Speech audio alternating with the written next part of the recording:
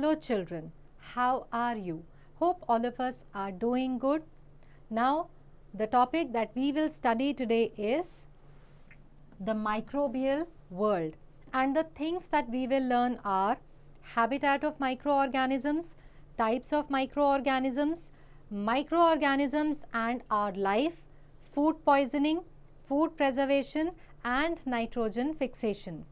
Now living organisms vary in shapes and size. Some organisms are big like whale and some are small like an ant. But some organisms are so tiny that they cannot be seen with naked eyes. These organisms are called microbes or microorganisms. Now in Greek, micros means small, organismos means organism. Now they can be seen only with the help of an instrument called microscope. The science which deals with the study of microorganisms is called microbiology, and the scientist who studies about microorganisms is called a microbiologist. तो हमारे आसपास हमें कितने सारे living organisms नज़र आते हैं और सभी अलग अलग शेप्स और साइजेस में होते हैं. कुछ बहुत ही बड़े होते हैं और कुछ छोटे होते हैं, लेकिन कुछ ऐसे होते हैं जो हम अपनी आईज से सीधे नहीं देख सकते. उनको देखने के लिए हमें माइक्रोस्कोप की ज़रूरत पड़ती है. इनको हम कहते हैं माइक्रोब्स या फिर माइक्रो ऑर्गेनिजम्स. तो जो साइंस इन माइक्रोब्स को स्टडी करती है उसको कहते हैं माइक्रोबायोलॉजी, और जो साइंटिस्ट इनको स्टडी करते हैं उन्हें हम माइक्रोबायोलॉजिस्ट कहते हैं. Now let us look at the habitat of microorganisms. Now microorganisms or microbes are omnipresent. They are found everywhere in the air, water, soil and in and on living organisms. So microorganisms can survive in extreme conditions like hot springs, deserts and polar regions. They can even survive in too acidic and too alkaline environment also. The air we breathe, the water we drink and the food we eat also have microbes. Some microbes live alone while some live in groups called colonies. तो ये जो micro organisms है ना, ये हर जगह मौजूद हैं, हवा में, पानी में, सॉइल में. जो लिविंग ऑर्गेनिजम्स हैं उनके अंदर, उनके ऊपर. हम जो खाना खाते हैं या जो पानी पीते हैं, इन सब के अंदर भी ये माइक्रोब्स होते हैं. जो हवा जो हम सांस में अंदर लेते हैं उनमें भी माइक्रोब्स होते हैं. ये माइक्रोब्स बहुत ज़्यादा एसिडिक एनवायरनमेंट हो, अल्कलाइन एनवायरनमेंट हो या बहुत ज़्यादा गर्मी हो, एक्सट्रीम कंडीशन हो जैसे कि हॉट स्प्रिंग्स हो गए, रेगिस्तान हो गए या इवन पोलर रीजन्स हो गए, ये हर जगह सर्वाइव कर जाते हैं. अब ये या तो बिल्कुल ही अलग अलग रहते हैं या ग्रुप्स में रहते हैं. जब ये ग्रुप्स में रहते हैं तो इनको हम कॉलोनीज कहते हैं. Now think, what is polio vaccination? Why is it given only to children? Now microorganisms form a hard outer covering around their body called cyst, which protects them from unfavorable conditions of temperature and dryness. They remain inactive inside the cyst till the conditions become favorable. When favorable conditions return, they emerge out from the cyst, multiply and continue with their normal life cycle. तो ये जो microorganisms है ना, इनकी body के बाहर की तरफ एक बहुत ही हार्ड कवरिंग होती है जिसे सिस्ट कहते हैं. अब जब बाहर की कंडीशंस अनफेवरेबल हैं, कंडीशंस जैसे कि टेम्परेचर ठीक नहीं है या बहुत ज़्यादा ड्राइनेस है, तो ये सिस्ट के अंदर प्रोटेक्टेड रहते हैं और इनएक्टिव होते हैं. लेकिन जब बाहर की कंडीशंस फेवरेबल हो जाती हैं तब ये बाहर आते हैं, अपने सिस्ट से मल्टीप्लाई करते हैं और नॉर्मल लाइफ साइकिल जीते हैं. Now let us look at the types of micro organisms. अब इनको हम 5 मेजर टाइप्स में क्लासीफाई कर सकते हैं. ये हैं bacteria, fungi, protozoa, algae and viruses. Now it is a fact 1 gram of soil contains about 50 million types of bacteria in addition to other types of microbes. So first of all we will look at the bacteria. इसका singular form में हम इसको कहते हैं bacterium.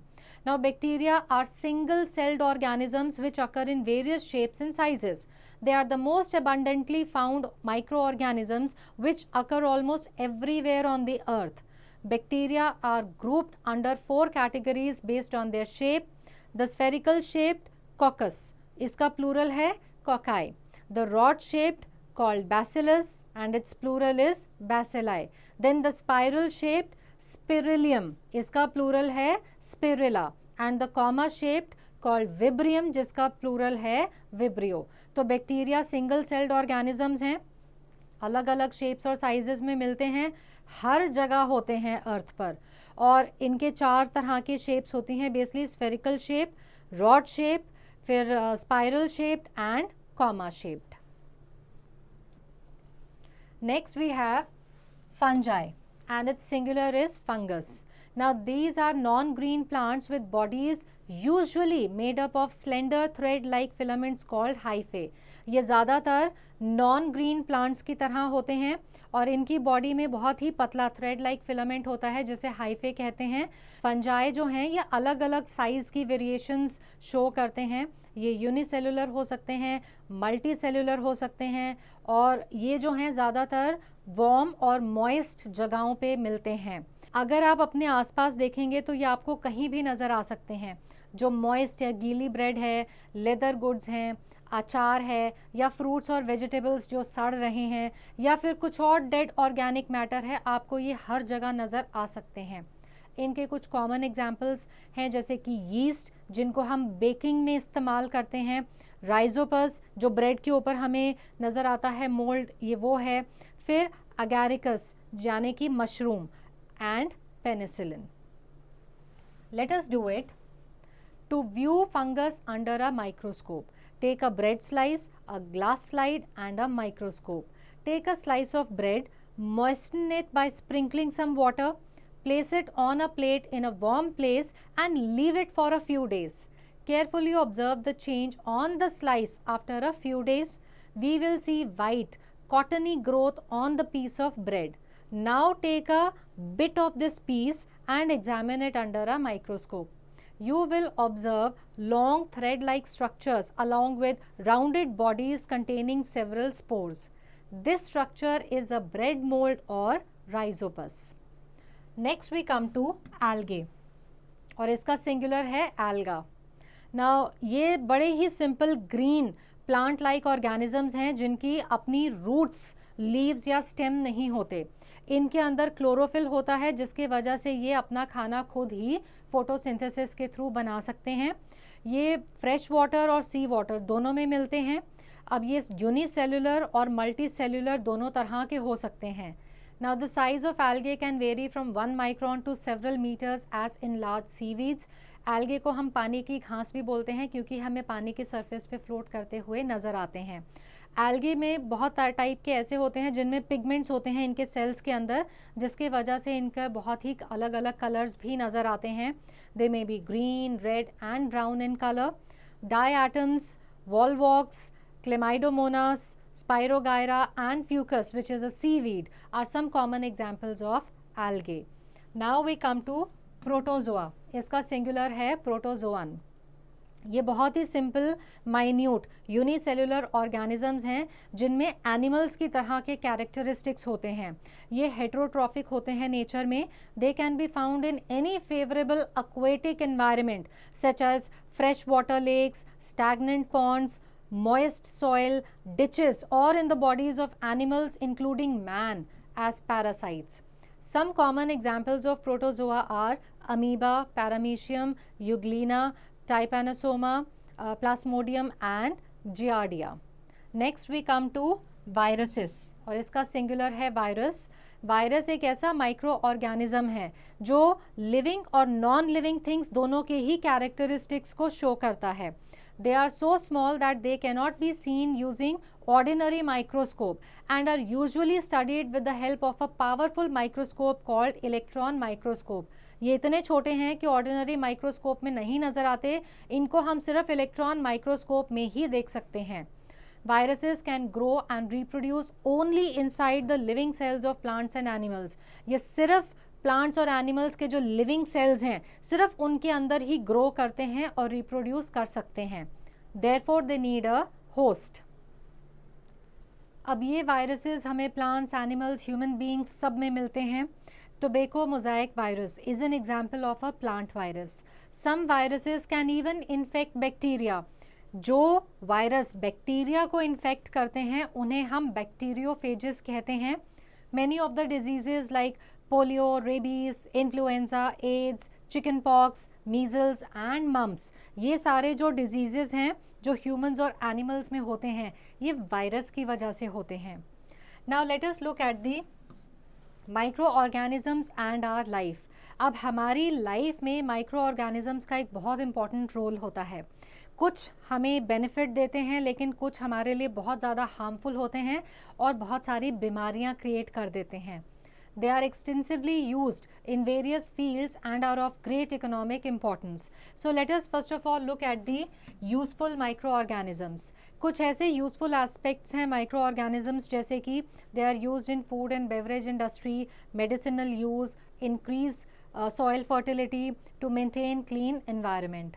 Now it is a fact Louis Pasteur discovered fermentation in 1857. Now let us see their use in food and beverage industry.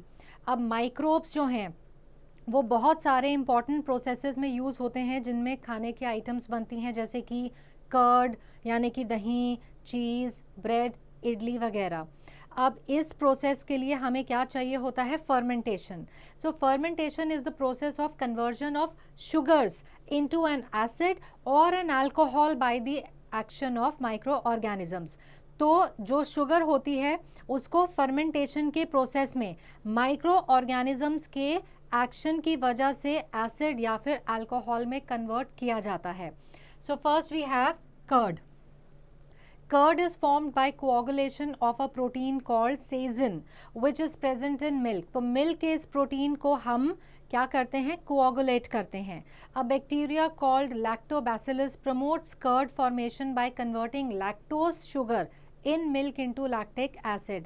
तो ये जो lactobacillus bacteria है ये क्या करता है कि मिल्क के अंदर लैक्टोज शुगर होता है उसको लैक्टिक एसिड में कन्वर्ट कर देता है जो कि वार्म मिल्क में ये बहुत ज़्यादा मल्टीप्लाई होते हैं और मिल्क को कर्ड में बदल देते हैं.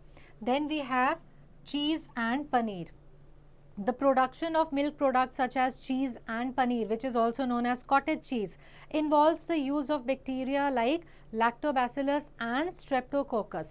कुछ फंजाई होते हैं जैसे कि aspergillus and penicillium. They are also used or added to cheese to give it a special flavor. Now we come to bread. अब ब्रेड बनाने के प्रोसेस में क्या है कि आप आटा, चीनी, नमक, यीस्ट सेल जो कि फंजाई है और पानी इनको मिक्स करके एक डो बनाते हैं. अब यीस्ट जो है वो बहुत रैपिडली रिप्रोड्यूस करता है और इसकी रेस्पिरेशन के टाइम में कार्बन डाइऑक्साइड प्रोड्यूस होती है. अब रेस्पिरेशन जब होती है यीस्ट में तो जो शुगर है वो कन्वर्ट होता है अल्कोहल और कार्बन डाइऑक्साइड में. अब कार्बन डाइऑक्साइड के जो बबल्स हैं वो डो के अंदर भर जाते हैं तो इसका वॉल्यूम बढ़ जाता है. So baking this expanded dough kills the yeast and stops fermentation. जब हम इसको बेक करते हैं तब ये यीस्ट मर जाती है और फर्मेंटेशन रुक जाती है. The alcohol also evaporates during the baking process and pastries and cakes are also baked in the same way. Let us do it. To demonstrate fermentation of sugar into alcohol by yeast, take sugar, 1 tablespoon of yeast, warm water and a beaker.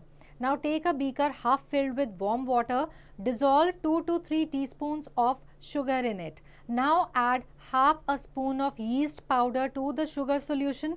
Cover the beaker and keep it in a warm place for 4 to 5 hours. Now smell the solution. The smell released in the mixture is of alcohol. The smell of alcohol is due to the fermentation of sugar into alcohol by yeast. Now let us look at their medicinal uses. So some of the medicinal uses of microorganisms are given here. So first we have production of antibiotics. जो bacteria या fungi type के micro organisms हैं इनका इस्तेमाल किया जाता है medicines बनाने में. इन मेडिसिन्स को हम एंटीबायोटिक्स कहते हैं. ये क्या करते हैं कि जिस बीमारी का वो माइक्रो ऑर्गेनिज्म होता है उसको मार देते हैं. So streptomycin, tetracycline and erythromycin are some of the commonly used antibiotics which are made from fungi and bacteria. Antibiotics का इस्तेमाल हम कुछ टाइप के माइक्रो ऑर्गेनिजम्स के अगेंस्ट करते हैं। इनका इफेक्ट वायरस के ऊपर नहीं होता। जो पहली एंटीबायोटिक थी पेनिसिलिन, इसको अलेक्जेंडर फ्लेमिंग ने डिस्कवर किया था। He had used the fungus Penicillium notatum in 1928 and इसके लिए इनको नोबेल प्राइज मिला था 1945 में। Now antibiotics are prepared by growing specific microorganisms on a large scale. Now it is a fact, in 1929 Alexander Fleming was working on a culture of disease causing bacteria Staphylococcus aureus. Suddenly he found the spores of a little green mold Penicillium in one of his culture plates. He observed that the presence of mold prevented the growth of bacteria. In fact, it also killed many of the common bacteria which infect humans. From this, the mold penicillin was prepared. Now let us look at production of vaccines. जब कोई एक disease causing microbe हमारी body में enter करता है तो उसे हम कहते हैं एंटीजन। अब इसके रिस्पॉन्स में हमारी बॉडी कुछ प्रोटीन्स को प्रोड्यूस करती है जो इनसे फाइट करते हैं और हमारी बॉडी को इन एंटीजन से बचाते हैं।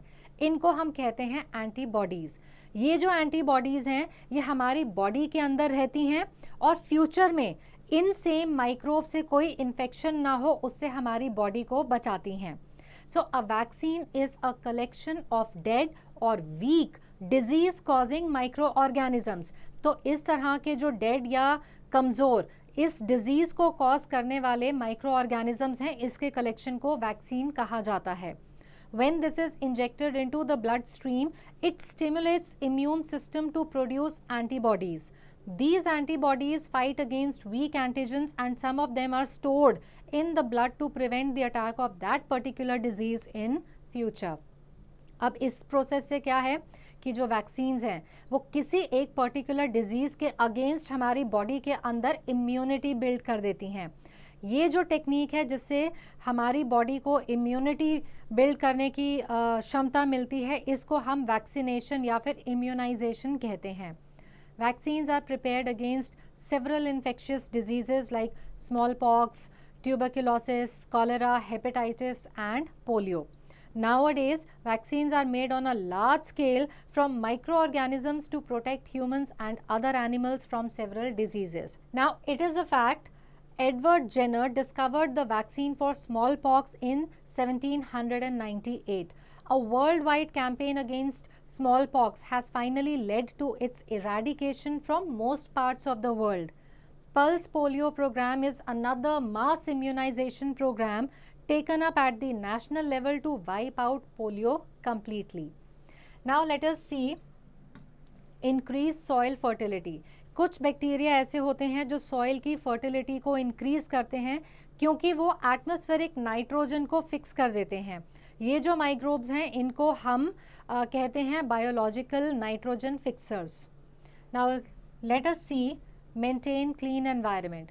कुछ माइक्रो ऑर्गेनिजम्स जैसे कि बैक्टीरिया, फंजाई, ये क्या करते हैं कि बायोडिग्रेडेबल वेस्ट को डीकम्पोज कर देते हैं। तो ये हमारी मदद करते हैं कि इनको डीकम्पोज करके जो इनके न्यूट्रिएंट्स हैं उनको रिसाइकिल करके एनवायरनमेंट में वापस पहुंचाते हैं। ये क्या करते हैं कि ऑर्गेनिजम्स के जो डेड रिमेन्स हैं उनको टोटली ब्रेक डाउन कर देते हैं उनके सिंपलर सब्सटेंसेस में। सो दस these micro organisms help in cleaning the environment. Now let us look at the harmful micro organisms. अब ये हार्मफुल भी हो सकते हैं, क्यों? क्योंकि ये ह्यूमन बीइंग्स, प्लांट्स और एनिमल्स में डिजीजेस कॉज करते हैं।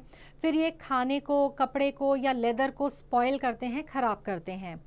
Now let us look at the disease causing micro organisms. जो हार्मफुल माइक्रो ऑर्गेनिजम्स हैं जिनसे कि ह्यूमन बीइंग्स, प्लांट्स और एनिमल्स में डिजीजेस क्रिएट होते हैं या कॉज होते हैं, इनको कहा जाता है pathogens.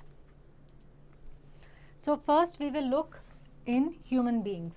The disease causing micro organisms like bacteria, fungi, virus and protozoa, ये हमारी बॉडी के अलग अलग पार्ट्स में एंटर करते हैं अलग अलग तरीक़ों से, जैसे कि खाने से, पानी से जो हम खाते पीते हैं, या फिर जो हवा में हम सांस ले रहे हैं उससे, या फिर अगर हमारा कोई फिजिकल कांटेक्ट होता है किन्हीं कैरियर से, कैरियर मतलब जिनमें ये वाले डिजीज़ कॉजिंग माइक्रो ऑर्गेनिजम्स हैं। अब ये कैरियर्स हो सकते हैं मॉस्किटोज, फ्लाइज वगैरह।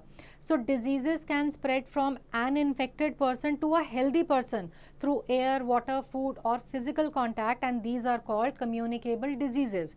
तो ये डिजीजेस क्योंकि एक इन्फेक्टेड पर्सन से हेल्दी पर्सन में पहुंच सकते हैं तो इनको हम कम्युनिकेबल डिजीजेस कहते हैं। इनके कुछ एग्जाम्पल्स हैं cholera, common cold, chicken pox, AIDS and tuberculosis. So some common communicable diseases in human beings along with their mode of transmission, causative pathogens and preventive measures are listed in the table given here. So first we will look at tuberculosis. It is caused by bacterium. Its mode of transmission is through air and it can be prevented through vaccination. Then we have cholera caused by bacterium, can transmit through contaminated water or food. So to prevent it, maintain the personal hygiene and good sanitary habits. Avoid eating uncovered food and use boiled drinking water. Then we have typhoid, again caused by bacterium. It spreads through contaminated water or food. So maintain the personal hygiene and good sanitary habits. Use boiled water for drinking. Then we have poliomyelitis. It is caused by virus. It spreads through contaminated water or air, and to prevent it, vaccination is to be given at a suitable age. Then we have measles caused by virus and it spreads through air. So keep the patient in complete isolation. Keep the personal belongings of the patient away from those of the others, and vaccination is another method to prevent it. Then we have chicken pox caused by virus, spreads through air or any physical contact with the infected person. Keep the patient in complete isolation. Keep the personal belongings of the patient away from those of the others and go for vaccination. Then we have common cold caused by virus, spreads through air. Now wash hands regularly, cover nose and mouth while sneezing and coughing. Then you have hepatitis A caused by virus, spreads through water. To avoid it, drink boiled drinking water and go for vaccination. Then we have malaria caused by a protozoan. It spreads through the bite of the female Anopheles mosquito. So use mosquito nets and repellents, spray insecticides and control breeding of mosquitoes by not allowing water to collect in the surroundings. Let's see in animals. Animals में भी ये disease cause हो सकते हैं pathogens के through. So some common diseases in animals are given here. You have foot and mouth disease which affects the cattle. Its causative pathogen is virus and mode of transmission is air contact with an infected animal. Then we have anthrax which affects cattle caused by a bacterium and transmission mode is grazing. Then there is fin rot. It affects fish caused by bacterium or fungus and mode of transmission is injury and dirty water. Then in plants, several microorganisms cause diseases in plants like wheat, rice, potato, sugarcane, orange, apple and others. अब इन diseases की वजह से इन crops की जो पैदावार है वो बहुत ही कम हो जाती है. It is a fact. Robert Koch in 1876 discovered the bacterium Bacillus anthracis which causes anthrax diseases. Now some of the common diseases in plants are given in this table. So you have citrus canker which is caused by bacterium Xanthomonas and its mode of transmission is air. Then you have apple scab caused by fungus and mode of transmission is air. Then you have rust of wheat caused by fungus and mode of transmission is air and seeds. Then you have yellow vein mosaic of bhindi or okra caused by virus and it spreads through insects. Now let us look at food poisoning. कई बार बहुत ही unfavourable conditions होती हैं जिनमें कि microbes जैसे कि bacteria और fungi food की आइटम्स पर ग्रो करते हैं और बहुत ही टॉक्सिक सब्सटेंसेस को प्रोड्यूस करते हैं। ये जो सब्सटेंसेस हैं ये इस खाने को पॉइजनस बना देते हैं। This poisonous food is called spoiled food. जो स्पॉइल्ड फूड है इसको हम इसकी खराब स्मेल से आइडेंटिफाई कर सकते हैं, इसकी सरफेस पे जो डिस्कलरेशन हो जाती है या इसके ऊपर चिकनी स्लाइमी या फिर कॉटन की तरह ग्रोथ हो जाती है, या अगर इसका टेस्ट थोड़ा सा सार हो जाए, इन सब तरीकों से हम आइडेंटिफाई कर सकते हैं कि खाना खराब हो चुका है। अगर ऐसा खाना खा लिया जाए तो बहुत सारी सीरियस प्रॉब्लम्स हो जाती हैं, कभी कभी तो डेथ भी कॉज होती है। तो फूड पॉइजनिंग हो जाती है अगर हम वो खाना खा लें जो किसी भी माइक्रो ऑर्गेनिज्म की वजह से खराब हो चुका है, सड़ चुका है। Now, mild food poisoning may lead to an upset stomach and diarrhea, whereas a severe case of food poisoning may lead to nausea, abdominal cramps and vomiting along with diarrhea leading to excessive loss of water. इसलिए बहुत ज़रूरी है कि हमेशा fresh, अच्छा जो ढका हुआ खाना होता है और प्रॉपरली कुक्ड होता है उसको खाया जाए ताकि फूड पॉइजनिंग से बचा जा सके। Now let us look at food preservation. Food preservation वो टेक्निक है जिससे हम कुछ खाने पीने की आइटम्स को ट्रीट करते हैं ताकि उनके अंदर माइक्रो ऑर्गेनिजम्स की ग्रोथ को हम रोक सकें या फिर धीरे कर सकें। इससे क्या है कि उस खाने पीने की चीज़ की क्वालिटी, फ्लेवर, कलर, टेक्सचर जो है वो मेंटेन रहता है और इस तरह के खाने के आइटम्स को आप ज़्यादा समय तक स्टोर कर सकते हैं। Chemicals that are used to check the growth of microorganisms in foodstuffs are called preservatives. तो बहुत सारी preservation की techniques हैं जिनसे आप वो वाले unfavorable conditions को create करते हैं जिनसे कि microbes की growth नहीं होती। इस तरह से हम खाने की items को preserve कर सकते हैं। तो let us first of all look at heat and cold treatments. खाने को गर्मी देना यानी कि हीट देना, ये बहुत ही एक सिंपल मेथड है प्रिजर्वेशन का। ये हम ज़्यादातर अपने घरों में इस्तेमाल करते हैं। जैसे कि हम जब दूध को बॉईल करके रखते हैं तो उसके अंदर के जर्म्स को मार देते हैं, इसी तरह से पानी को बॉईल करते हैं तो उसके अंदर के जर्म्स को मार देते हैं। बॉइलिंग से क्या है कि जो हार्मफुल माइक्रो ऑर्गेनिजम्स हैं वो मर जाते हैं। तो जो हमारा दूसरा मेथड है वो है किसी भी खाने पीने की चीज़ को रेफ्रिजरेटर में रख देना। जब टेम्परेचर कम होता है तो माइक्रोब्स की ग्रोथ जो है वो रुक जाती है। तो माइक्रोब्स को ग्रो करने के लिए एक एडिक्वेट या मॉडरेट टेम्परेचर की ज़रूरत पड़ती है। तो हम बहुत सारी ऐसे खाने के आइटम्स हैं जैसे कि मिल्क, कर्ड, पका हुआ खाना या रॉ वेजिटेबल्स और फ्रूट्स, इनको हम रेफ्रिजरेटर में रखते हैं ताकि लंबे समय तक इनको स्टोर कर सके।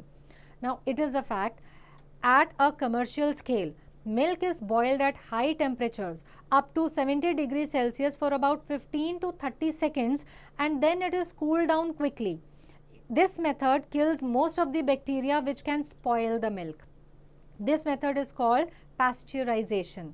This technique is used in large scale storage of milk. This method was discovered by French bacteriologist Louis Pasteur. Now let's look at the chemical methods.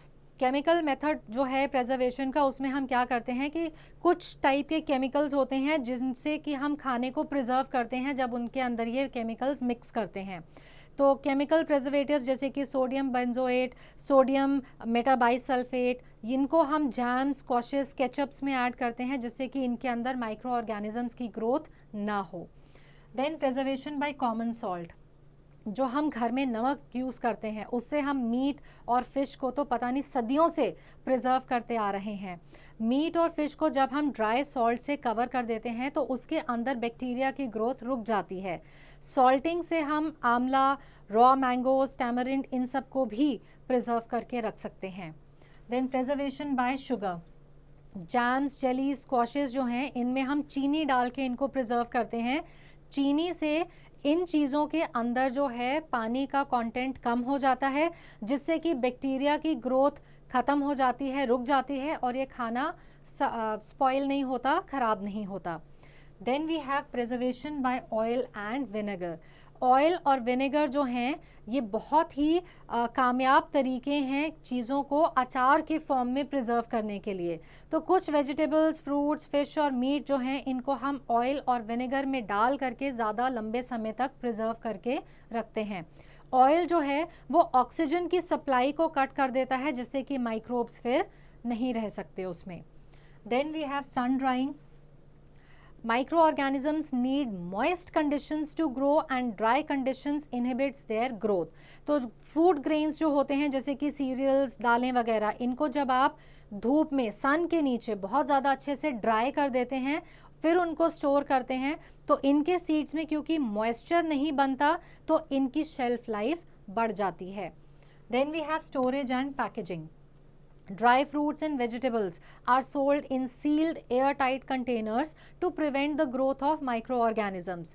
हमें मालूम है कि माइक्रोऑर्गेनिजम्स को मॉइस्ट हवा और सूटेबल टेम्परेचर चाहिए ग्रोथ के लिए, तो एयर टाइट कंडीशन में ये दोनों चीज़ें नहीं मिलती तो इनकी ग्रोथ नहीं होती। Next we have bottling and canning. So it is a method of preserving drinks, colas, beverages and other products which are to be stored under low temperatures. तो कार्बन डाइऑक्साइड जो है एक प्रेजर्वेटिव की तरह cold drinks में add कर दी जाती है। Let us now look at nitrogen fixation. अब एक प्रोसेस है जिससे कि जो एटमॉस्फेरिक नाइट्रोजन है उसको नाइट्रोजन कंपाउंड में कन्वर्ट किया जाता है, ज़्यादातर नाइट्रेट्स में। अब ये जो हैं फिर प्लांट्स को इजीली अवेलेबल हो जाते हैं। इस प्रोसेस को कहा जाता है नाइट्रोजन फिक्सेशन। जो ऑर्गेनिजम्स नाइट्रोजन को फिक्स करते हैं प्लांट्स के लिए, इनको नाइट्रोजन फिक्सर्स कहा जाता है। Now it can be fixed in the following veg. Nitrogen fixation by bacteria. The rhizobium bacteria living in the root nodules of legume plants such as beans and peas, with which it has a symbiotic relationship, fix nitrogen from the atmosphere and convert it into compounds of nitrogen. Once nitrogen is converted into these usable compounds, it can be utilized by plants from the soil through their root system. तो ये जो rhizobium bacteria हैं ये root के नीचे nodules में रहते हैं, ये लेग्यूम प्लांट्स में होते हैं जैसे कि बीन्स और पीज में। ये क्या करते हैं कि एटमॉस्फेयर से नाइट्रोजन को लेते हैं, इसको नाइट्रोजन के कंपाउंड में कन्वर्ट करते हैं। जब ये नाइट्रोजन के कंपाउंड में कन्वर्ट होते हैं तो ये प्लांट्स फिर यूज़ कर सकते हैं क्योंकि सॉइल के थ्रू फिर ये इनके रूट सिस्टम में आ जाते हैं। अब because of their major role in nitrogen fixing, the rhizobium bacteria are called nitrogen fixing bacteria. Then nitrogen fixation by blue green algae. जो ब्लू ग्रीन कलर की एल्गी है जैसे कि नॉस्टॉक या फिर एनाबेना, ये भी नाइट्रोजन फिक्सेशन में हेल्प करते हैं. ये एल्गी जो है ज़्यादातर पैडी फील्ड्स में होती है. अब जितना भी नाइट्रोजन नेचर में है वो इसके थ्रू फिक्स हो जाता है या कन्वर्ट हो जाता है यूजेबल फॉर्म में. Then nitrogen fixation by fungi. कुछ फंजाई भी ऐसे हैं जो नाइट्रोजन को फिक्स करते हैं. कैसे? वो ऑर्गेनिक जो वेस्ट होता है उसको डीके करते हैं, डीकम्पोज करते हैं, तो उनमें से जो सिंपलर सब्सटेंसेस हैं वो सॉइल में आ जाते हैं जो फिर हमारे प्लांट्स यूज़ करते हैं. Then nitrogen fixation by lightning. Lightning यानी कि जब बिजली चमकती है तो उससे भी जो एटमॉस्फेरिक नाइट्रोजन है वो फिक्स होकर के सॉइल में या कन्वर्ट होकर के सॉइल में पहुंची जा सकती है. The temperature and pressure during lightning converts atmospheric nitrogen into nitrogen oxide. जब बिजली कड़कती है या चमकती है तो जो एटमॉस्फेरिक नाइट्रोजन है वो नाइट्रोजन ऑक्साइड में कन्वर्ट हो जाती है. अब ये जो नाइट्रोजन ऑक्साइड है ये बारिश के पानी में मिल करके नाइट्रिक एसिड फॉर्म करती है. The acid thus formed reacts with alkalis present in the soil to form nitrates, which are then finally absorbed by the plants. Let us now look at the nitrogen cycle. The process by which nitrogen in the atmosphere is passed into the soil and life forms and then released back into the atmosphere is called the nitrogen cycle. तो जो atmosphere में nitrogen है उसको जब हम इस form में convert करते हैं कि वो सॉइल लाइफ फॉर्म में अंदर जा सके उनके और वो यूज़ करें, फिर जब यही लाइफ फॉर्म्स मर जाते हैं और उनसे ये रिलीज़ होकर के वापस एटमॉस्फेयर में पहुंचती है तो इस साइकिल को नाइट्रोजन साइकिल कहा जाता है. Percentage of nitrogen in atmosphere is kept constant through the nitrogen cycle. Now let us look at the steps involved in nitrogen cycle. The first one is nitrogen fixation. जो atmospheric nitrogen है उसको nitrogenous compounds में fix किया जाता है, convert किया जाता है rhizobium bacteria, blue green algae, fungi या फिर lightning के through. प्लांट्स जो है इन नाइट्रोजन कंपाउंड्स को अब्जॉर्ब करते हैं और इनको प्लांट प्रोटीन्स में कन्वर्ट कर देते हैं। एनिमल्स जो इन प्लांट्स को खाते हैं उनको ये प्रोटीन्स और इनके थ्रू नाइट्रोजन कंपाउंड्स मिलते हैं। Next is assimilation. अब इस तरह से प्लांट्स को नाइट्रोजन अपने सॉइल से मिल जाती है रूट्स के थ्रू। अब ये जो नाइट्रोजन है फिर इसका इस्तेमाल होता है अमीनो एसिड्स, न्यूक्लिक एसिड्स और क्लोरोफिल में। Next we have ammonification. When plants and animals die, bacteria and fungi present in the soil break down protein, amino acids and other nitrogen containing compounds of dead and waste organic matter to form ammonia. This process is called ammonification. तो इस process में क्या होता है कि जो भी plants और एनिमल्स मर जाते हैं उनके ऊपर बैक्टीरिया और फंजाई काम करते हैं और इनसे वो फिर वो जो प्रोटीन्स, एमिनो एसिड्स या बाकी के नाइट्रोजन कंपाउंड्स हैं वो वापस से फिर अमोनिया में कन्वर्ट होते हैं और सॉइल में मिक्स हो जाते हैं। Next we have nitrification. अब जो अमोनिया ऐसे फॉर्म हुआ था ये नाइट्राइट्स में कन्वर्ट होता है। ये नाइट्राइट्स जो है फिर नाइट्रीफाइंग बैक्टीरिया इनके ऊपर काम करते हैं। ये बैक्टीरिया हो सकते हैं हमारे नाइट्रोसोमोनस और नाइट्रोबैक्टर। अब इस प्रोसेस को हम नाइट्रिफिकेशन कहते हैं और ये जो नाइट्रेट्स हैं ये प्लांट्स फिर से अब्जॉर्ब कर लेते हैं और ये साइकिल रिपीट होता है। Then we have denitrification. Now the biological conversion of nitrate to nitrogen gas by the action of denitrifying bacteria present in the soil is called denitrification. Thus, these denitrifying bacteria contribute to releasing nitrogen gas back into the atmosphere. Now, let us take a quick recap. Organisms that cannot be seen with naked eyes are called microbes or microorganisms. They can be seen with the help of microscope. Bacteria are single-celled organisms. Algae are simple green plants containing chlorophyll. Microorganisms such as bacteria and fungi are used in the production of medicines called antibiotics to kill or stop the growth of the disease-causing microorganisms.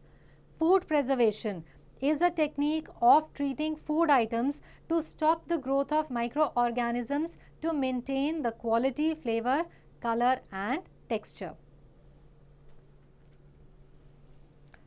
The process of converting of atmospheric nitrogen into nitrogenous compounds, mainly nitrates, and making it available for plants is called nitrogen fixation. The process by which nitrogen in the atmosphere is passed into the soil and life forms and then released back into the atmosphere is called the nitrogen cycle. So, I hope that this chapter is clear to all and answering questions based on this chapter will now be easy.